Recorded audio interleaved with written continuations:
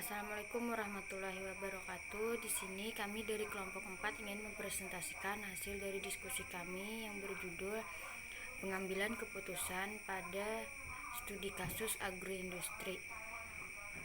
Sini pertama-tama saya akan perkenalkan anggota kelompok saya yang terdiri dari Muhammad Ansar, Mahliyah, Muhammad Rifani, dan saya sendiri Nupita Dewi.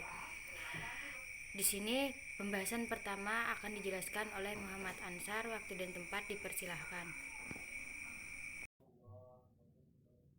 Contoh kasus, seorang petani memiliki lahan pertanian seluas 8 hektar. Dia akan menanam lahan tersebut dengan tanaman padi dan jagung. Dari 1 hektar tanaman padi dapat dipanen 3 ton padi, sedangkan dari 1 hektar tanaman jagung dapat dipanen tidak kurang dari 30 ton. Jika biaya menanam 1 hektar tanaman padi Rp500.000 dan biaya menanam tanaman 1 hektar jagung Rp600.000, maka biaya minimum yang digunakan adalah sebesar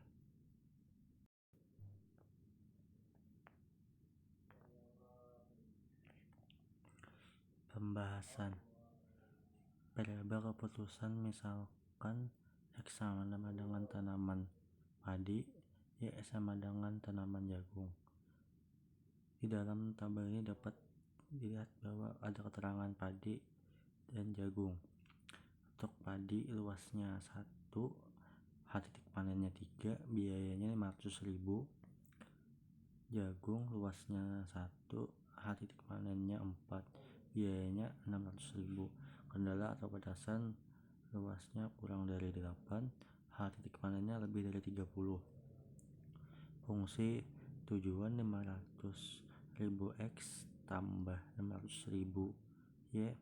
Fungsi kendala X tambah Y kurang dari 8, 3X tambah 4Y lebih dari 30, X, Y lebih dari 0. Selanjutnya mencari titik koordinat.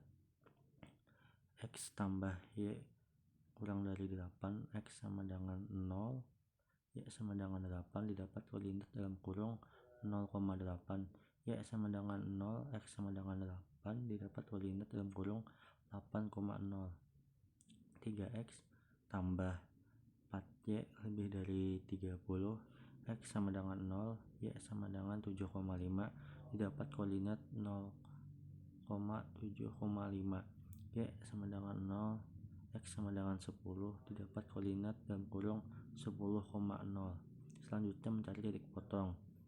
X tambah Y kurang dari 8, X3, 3X tambah 4Y kurang dari 30, X1, 3X tambah 3Y kurang dari 24, 3X tambah 4Y kurang dari 30. Didapat hasil yaitu min Y kurang dari min 6, Y kurang dari 6, X tambah Y kurang dari 8.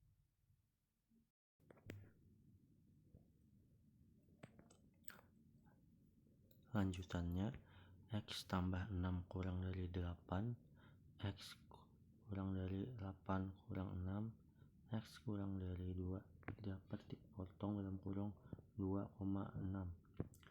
Daerah penyelesaiannya dapat dilihat sebagai berikut.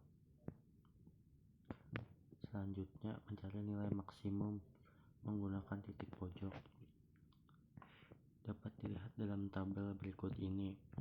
Titik A dalam kurung 2,6, F dalam kurung 2,6 sama dengan Rp500.000 dalam kurung 2 tambah Rp600.000 dalam kurung 6 sama dengan Rp4.600.000. B dalam kurung 0,8, F dalam kurung 0,8 sama dengan Rp500.000 dalam kurung 0 tambah Rp600.000 dalam kurung 0 sama dengan Rp4.800.000. C dalam kurung 0, dalam kurung 7,5, F dalam kurung 0, dalam kurung 7,5 sama dengan Rp500.000 dalam kurung 0 tambah Rp600.000 dalam kurung 7,5 sama dengan Rp4.500.000. Jadi biaya minimum yang harus dikeluarkan petani adalah sebesar Rp4.500.000 dengan menanam jagung seluas 7,5 hektar. Tentang keripik membuat 2 macam keripik nikmat dan enak dalam setiap kilonya. 10 kemasan dijual di Rp130.000 dan Rp120.000 dalam setiap kali produksi. Disediakan paling banyak 4 kilogram kentang mutu sedang dan kentang mutu super. Untuk membuat keripik penikmat dibutuhkan 1 kilogram kentang mutu sedang dan 4 kilogram mutu super. Untuk membuat keripik enak dibutuhkan kentang mutu sedang 4 kilogram dan kentang mutu super 1 kilogram. Berapakah keripik kentang nikmat yang harus dibuat agar diperoleh keuntungan paling banyak? Jika diketahui biaya pembuatan masing-masing keripik Rp100.000. Penyesalan metode Simplex itu dapat kita lihat fungsi batasannya pada slide ini, dan yaitu kita menuju ke mengubah fungsi tujuan dan batasnya diubah menjadi fungsi implisit, artinya semua digeser ke kiri. Dapat kita lihat fungsi tujuan dan fungsi batasan tuh, karena fungsi batasan berupa ketidaksamaan, untuk merubahnya terbentuk implicit adalah menambahkan siak variabel. 2. Menyusun persamaan ke dalam tabel. 3. Memilih kolom kunci, yaitu pada baris C dipilih negatif besar sehingga dapat ditentukan bahwa kolom kunci jatuh pada kolom X1. Itu memilih baris kunci, itu sebelum menentukan baris kunci terlebih dahulu mengubah indeks variabel pada variabel kecuali baris Z sehingga diperoleh hasil berikut. Itu mengubah nilai-nilai baris, itu dapat nilai kunci sama dengan 4. Mengubah nilai-nilai baris kunci, yaitu diperoleh hasil dalam tabel itu sehingga diperoleh tabel perubahan pertama.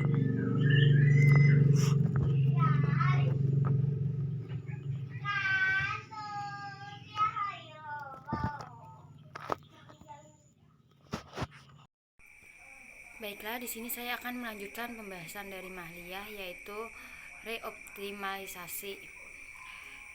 Dikarenakan baris Z pada tabel perubahan pertama masih terdapat nilai negatif, maka diperlukan lagi optimasi dengan cara mengulangi langkah 3 sampai dengan 6 seperti tabel yang ada di bawah ini. Bisa dilihat sendiri tabel dan isi-isi datanya sudah tertera pada slide yang ada ini. Pada tabel bagian di slide ini dapat dilihat kelanjutan dari yang tadi.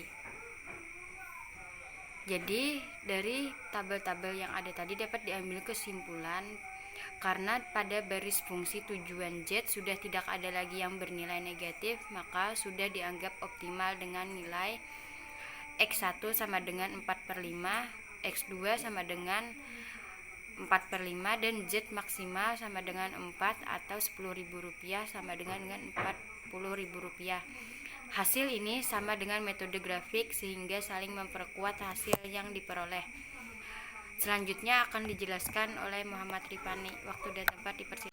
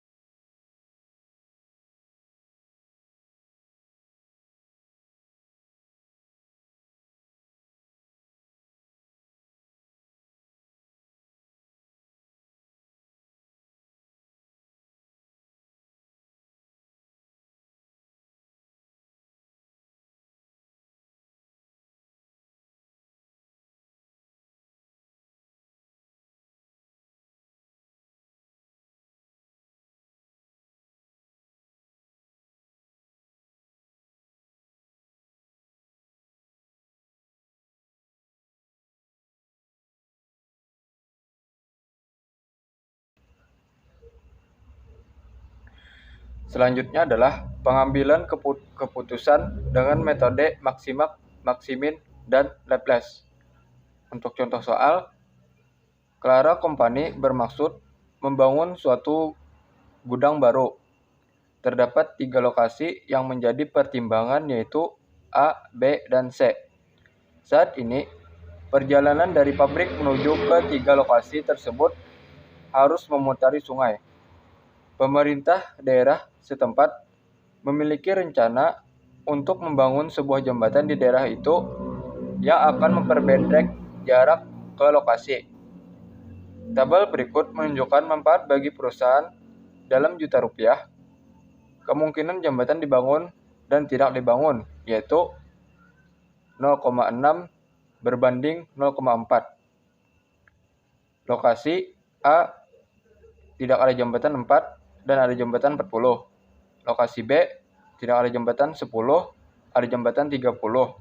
Dan lokasi C, tidak ada jembatan, ada 14, dan tidak ada jembatan, ada 14, dan ada jembatan 16. Tentukan jalan terbaik dengan menggunakan kriteria Maximin, dan Laplace. Jawab. Terlebih dahulu dibuat tabel yang ada pada gambar, yaitu lokasi A, B, C tidak ada jembatan karena sesuai ketentuan tadi 0,4 dan ada jembatan yaitu 0,6. Kemudian untuk nilainya maksimum dan minimum. Nah, langsung saja masukkan pada angka tabel yang disoal, yaitu dan dikalikan dengan perbandingan tidak ada jembatan yaitu 0,4, sehingga hasilnya yaitu 1,6, ada 4 dan 5,6 untuk tidak ada jembatan, dan ada jembatan 24, 18, dan 96. Dari sini kita tentukan nilai maksimum dan minimumnya. Untuk maksimal, P of maksimum dari lokasi A, B, dan C secara berturut-turut adalah, kita lihat pada tabel maksimum, terdapat untuk lokasi A ada 24, lokasi B ada 18, dan lokasi C 96. Karena lokasi A memiliki nilai P of maksimal terbesar sebesar 24, maka dengan menggunakan kriteria maksimal sebaiknya dipilih lokasi A. Selanjutnya adalah dengan Maximin. Kita lihat pada tabel, P of minimum dari lokasi A, B, dan C secara berturut-turut adalah 1,6 untuk lokasi A, 4 untuk lokasi B, dan C 5,6. Kita lihat, karena lokasi C memiliki nilai P of minimum terbesar, maka dengan menggunakan kriteria maksimum sebaiknya dipilih lokasi C karena nilai P of-nya paling besar, yaitu sebesar 5,6. Selanjutnya adalah dengan menggunakan Laplace. Membuat tabel berbeda pada yang sebelumnya, karena pada semua kondisi tidak ada jembatan maupun ada jembatan itu memiliki peluang yang sama, yaitu sebesar 0,5. Nah, langsung saja dikalikan kepada masing-masing angka, sehingga diperoleh hasilnya P of untuk lokasi A adalah 22, untuk lokasi B 20, dan lokasi C 15. P of total dari lokasi A, B, dan C secara berturut-turut adalah 22, 20, dan 15. Karena lokasi A memiliki nilai P of terbesar, maka dengan menggunakan kriteria Laplace sebaiknya dipilih lokasi A. Sekian video presentasi dari kelompok kami. Wassalamualaikum warahmatullahi wabarakatuh.